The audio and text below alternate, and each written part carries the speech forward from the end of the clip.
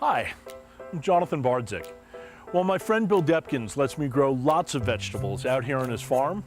Usually I'm gardening right here in the tiny backyard of my Washington, D.C. row house.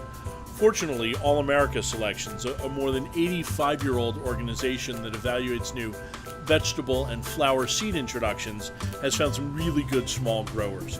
Plants like fairy tale eggplant, mascot green bean, and this little cherry tomato I'm using today called Patio Choice Yellow.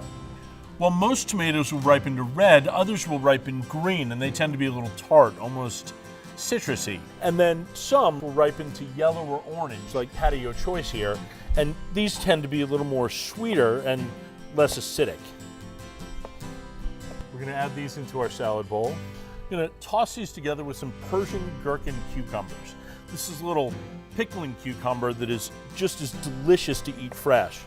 With a little bit of staking, I can grow it in a container in my backyard.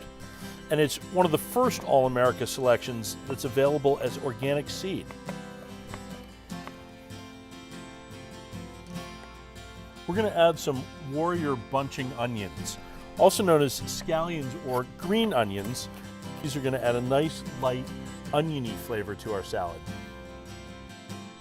We're gonna add a little heat to our salad with these ají rico peppers. Now, I love their citrusy flavor, but I don't want them to be too spicy, so we're gonna scrape out the seeds and the ribs.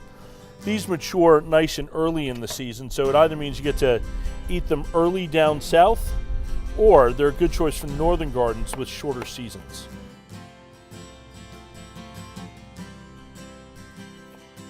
I'm gonna finish this with some fresh cilantro and a cumin sherry vinaigrette.